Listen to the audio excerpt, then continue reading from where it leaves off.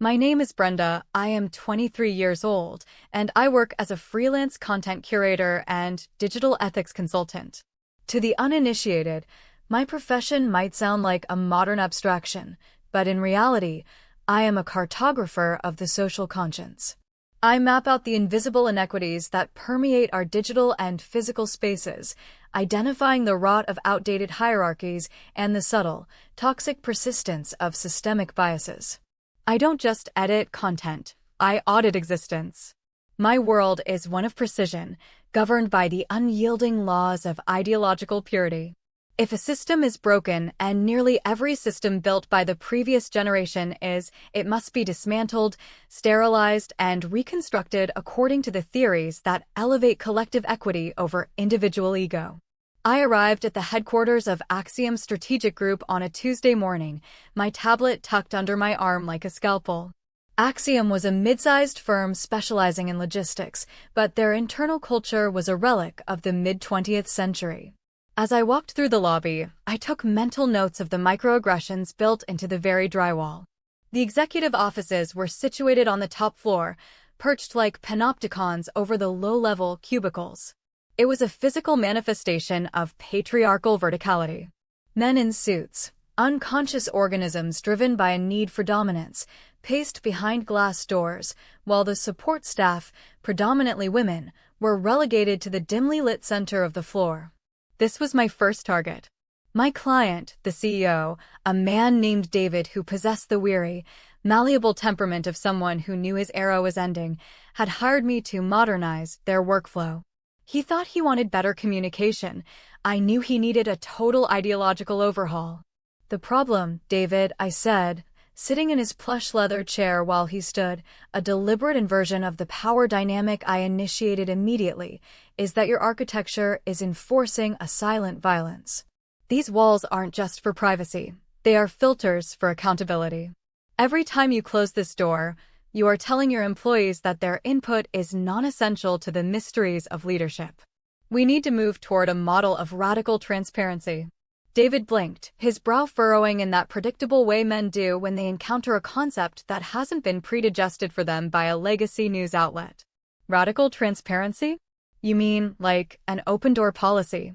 I sighed, the sound of a teacher dealing with a peculiarly slow student. I mean a no-door policy. I mean the removal of all physical barriers that facilitate the hoarding of information and the performance of unearned authority. We are going to implement the Open Horizon Protocol. We are tearing down the offices. All of them. Including yours. Over the next 2 weeks, I supervised the transformation. I wasn't just a consultant. I was the architect of a new social order. I watched with a sense of clinical satisfaction as the contractors ripped away Theicians. Every sledgehammer blow against a cubicle wall felt like a strike against the boys' club mentality that had poisoned corporate culture since its inception.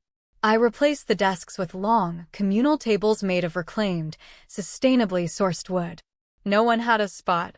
Hierarchy was to be replaced by a fluid, nomadic existence where a junior intern could and should sit directly next to the chief financial officer. During this transition, I kept my digital tools sharp. My phone was constantly recording, not just audio, but the vibe of the room. I monitored the internal Slack channels for linguistic slippage. When a senior analyst named Marcus referred to a new female hire as a girl in a thread, I didn't just report him. I initiated a public audit of his digital footprint. I spent 3 hours cross-referencing his past comments with a database of sociolinguistic markers for benevolent sexism. By the time I was done, the entire office had received a notification regarding the systemic implications of infantilizing terminology. Marcus tried to apologize, claiming it was a slip of the tongue, but I knew better. There are no slips, only the accidental surfacing of deeply rooted cultural determinism. It's about the ROI of your social capital, Marcus, I told him in the middle of the now Wallace office, my voice carrying across the echoing chamber so everyone could benefit from the lesson. If you cannot invest the minimal cognitive effort required to use accurate terminology, you are a liability to the collective intelligence of this firm. He looked at the floor. The silence that followed was perfect. It was the sound of a sterilized environment. However, my work wasn't limited to the office floor.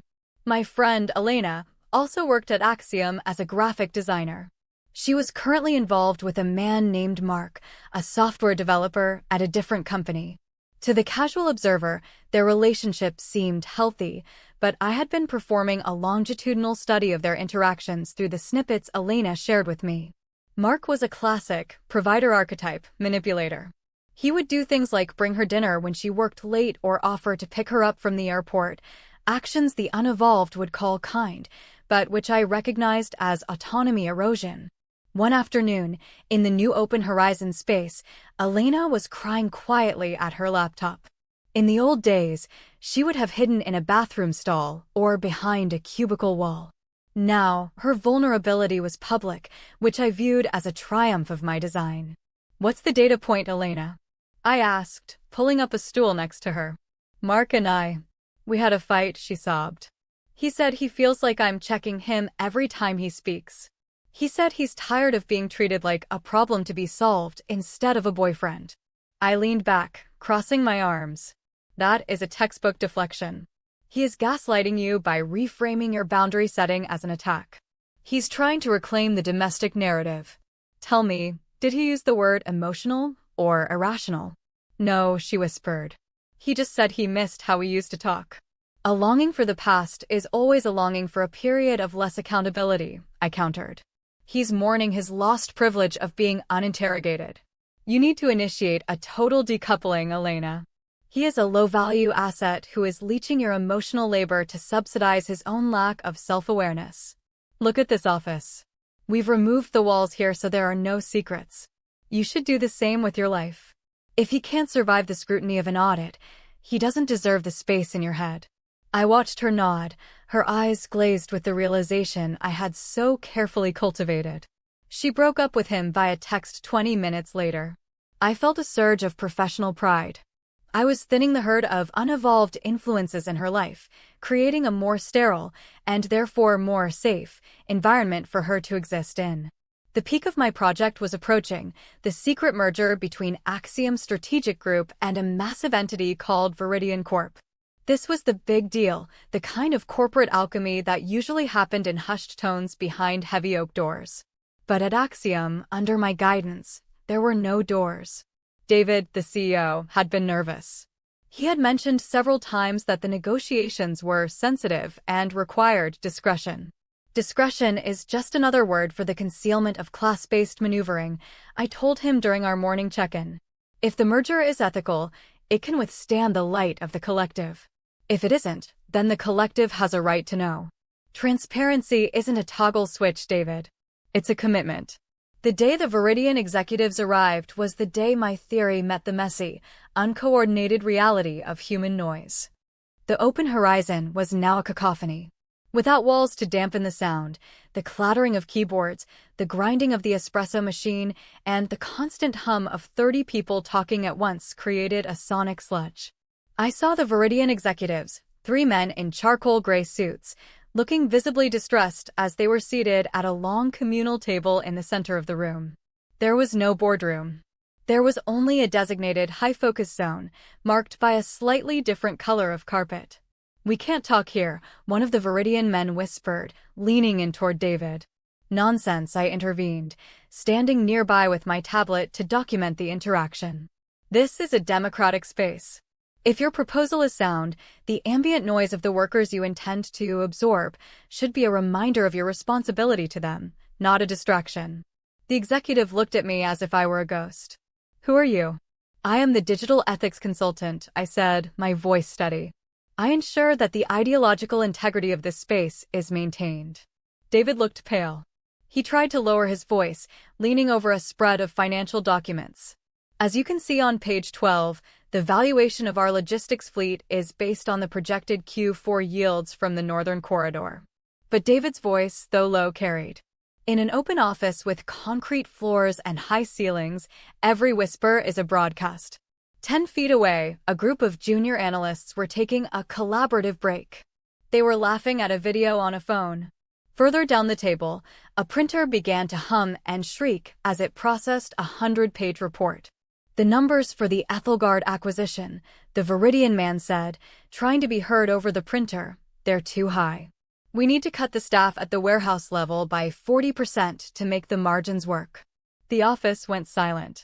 Not because people were trying to be respectful, but because the word cut had acted like a drop of ink in a glass of water. It diffused instantly. The warehouse managers, who were sitting at the next table over, because I had insisted they integrate with the corporate staff, stopped typing. 40%, one of the managers, a large man named Joe, stood up. We're already running on a skeleton crew. This is a private meeting, the Viridian executive snapped, finally losing his composure. There are no private meetings at Axiom. I shouted back, feeling the adrenaline of a theory being proven in real time. The workers are hearing the truth of their exploitation. This is the radical transparency I promised. The next hour was a masterpiece of chaos. The open horizon became a battlefield. Joe and the other managers crowded around the communal table, demanding to see the spreadsheets. David was trying to shield the papers with his arms, looking like a panicked bird. The Viridian executives, realizing that their confidential slash-and-burn tactics were being broadcast to the very people they intended to fire, began to pack their leather briefcases. The deal is off, the lead Viridian rep said, his face a mask of cold fury. We don't do business in a circus. We had an NDA regarding these figures, David. Your consultant just cost you $80 million in liquidity. They walked out. The office didn't cheer. Instead, a heavy, toxic gloom settled over the room. David sat at the long table, his head in his hands. The employees didn't look empowered, they looked terrified. They knew the company was failing, and now they knew exactly how much they were worth to the people at the top. Nothing. I stood in the center of the room, recording the aftermath on my phone. This is the crisis of reveal, I narrated into my microphone for my followers. We are witnessing the collapse of a predatory merger under the weight of its own internal contradictions. The discomfort you see is the process of deprogramming. Brenda, David said, his voice cracking. He didn't look up. Get out. I understand that you're experiencing a high level of cognitive dissonance, David, I said calmly. The transition from a closed-system patriarchy to a transparent collective is often traumatic for those who benefited from the old shadows. Get out. He finally looked up, and for the first time, I saw something in his eyes that wasn't malleable. It was a raw, human exhaustion that my theories hadn't accounted for. You destroyed this company. You turned a workplace into a panopticon where no one can think, no one can breathe, and now no one has a job. I'm firing you. Not that it matters. There won't be a payroll next month anyway. I tucked my tablet under my arm. I'll send my final invoice for this structural realignment. Your inability to manage the results of your own transparency is a personal failure, not a theoretical one. I walked out of the Axiom Strategic Group building with my head held high. I had done what I came to do. I had stripped away the lies. As I stood on the sidewalk, I checked my social media. My latest post about the Axiom deconstruction was already gaining traction. My followers were calling me brave and uncompromising. I felt a warm glow of digital validation. I was right. I was ideologically pure. But then I tried to text Elena. I wanted to see if she wanted to grab a celebratory, debriefing drink. She didn't answer. I sent another message. Asterisk, the collapse of the merger is a victory for the working class, Elena. You should be proud to have been off it. Asterisk. Nothing. I saw the read receipt appear, then disappear. A few minutes later, I noticed her profile picture vanished. She had blocked me. I frowned, scrolling through my contacts. I thought about calling my mother, but I had deplatformed her months ago after she made a comment about my harshness that I had categorized as internalized misogyny. I looked at my call log. It was a long list of outbound calls to clients and colleagues, but very few incoming ones. The city buzzed around me, a chaotic, uncurated mess of people living in their gray areas. A couple walked past me, holding hands and laughing. I analyzed them instantly, asterisk performative romance. Likely a byproduct of heteronormative social pressure. ROI, low, asterisk. I went back to my aimant, a space I had designed to be perfectly minimalist and uncluttered by the emotional baggage of others. I sat on my ergonomic chair and opened my laptop. The blue light washed over me, a familiar, sterile comfort. I began to write a new article titled, The Architecture of Isolation, Why Being Alone is the Final Stage of Intellectual Sovereignty. As I typed, I found myself correcting a sentence. I had written, I feel. I deleted it. Feel was a subjective, unscientific term. It implied a vulnerability to external stimuli. I replaced it with, the data suggests a state of total independence. I looked at the walls of my ament. They were white, smooth, and devoid of pictures. There were no cluttering memories here. I had optimized my life until there was nothing left but the ideology. My phone buzzed a new notification. Someone I didn't know, 3,000 miles away, had liked my post. I am successful, I whispered into the empty room. My voice didn't echo. The sound-absorbing panels I had installed made sure of that. I was safe. I was pure. I was entirely, perfectly alone in my own transparent cage.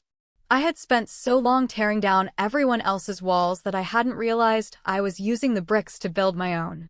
But as I stared at the screen, waiting for the next like to validate my existence, I told myself that this was what victory looked like. This was the cost of being the only one who truly saw the world for what it was, a series of errors that I alone was qualified to fix. The silence of the ament was absolute. It was the most sterile environment I had ever created. And as the hours ticked by, I realized that in a world of absolute transparency, there is nowhere left to hide from the fact that no one is looking back at you.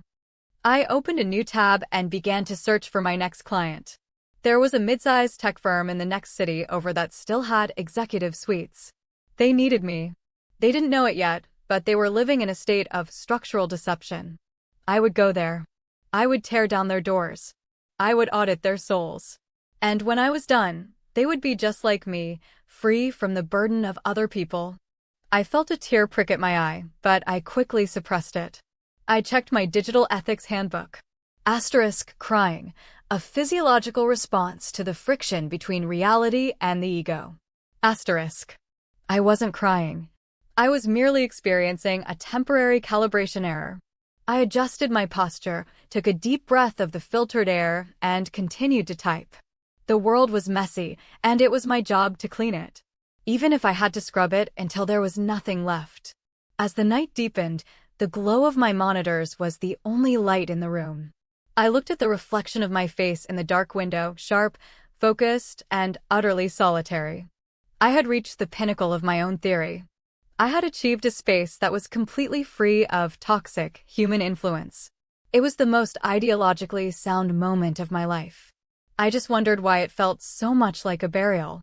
I pushed the thought away. Doubt was a microaggression against the self. I turned back to the screen, the only mirror that never argued with me, and began the next audit. The cycle would continue. The walls would continue to fall. And I would remain here, the last auditor standing in a world of beautiful, empty glass. I checked my phone one last time before bed. No new messages. No slips. No complications. Everything was in its place. The silence was my reward. I had one. I lay down in my bed, the sheets crisp and devoid of any human scent but my own. I stared at the ceiling, tracing the invisible lines of a perfect, uninterrupted space. Tomorrow, I would wake up and find a new error to correct. Tomorrow, I would be even more pure than I was today. And as I closed my eyes, I tried to ignore the fact that my heart was beating in a rhythm that didn't follow any theory at all. A persistent, organic thumping that refused to be curated, a stubborn reminder that beneath the layers of ideology, there was still something human, something unevolved, and something desperately, dangerously lonely. But I was Brenda. And Brenda didn't do lonely. She did independent. I fell asleep to the sound of my own breathing, the only noise left in my perfectly transparent world. The next morning, the sun rose over the city, hitting the glass towers of the unreformed world with a blinding glare. I got up, made my coffee, fair trade, black, no sugar, the most ethical of choices, and sat back down at my desk. My tablet was fully charged. My ideology was intact. I saw an email from a former colleague at Axiom. The subject line read, "Why?" I didn't open it. I didn't need to. I already knew the answer. It was because the theory demanded it. It was because why was a question for the unenlightened. I marked the email as spam and watched it disappear from my inbox. System cleaned, I thought. I began to draft a new proposal for a firm called Pinnacle Solutions. I had heard they still used cubicles. My fingers flew across the keys, fueled by a renewed sense of purpose. There was so much work to be done. There were so many walls still standing. I would find them. I would dismantle them. I would make the world see. Even if, in the end, I was the only one left with eyes to see it. I paused for a second, looking at a small, framed photo on my desk that I hadn't yet discarded. It was of me and Elena at university, before I had started my practice. We were messy. We were laughing. There was a pizza box in the background, highly processed, low nutritional value, ethically questionable. I picked up the frame. I looked at the girl in the photo. She looked unoptimized. She looked unaudited. I threw the photo in the trash. The clatter of the frame hitting the bottom of the bin was the loudest sound in the ament. It was a sharp, final note. "Efficiency," I whispered. I turned back to my screen. The blue light reflected in my eyes, two twin sparks of cold, unwavering certainty. I was Brenda. I was 23. And I was exactly where I wanted to be. Alone in the light of my own perfection.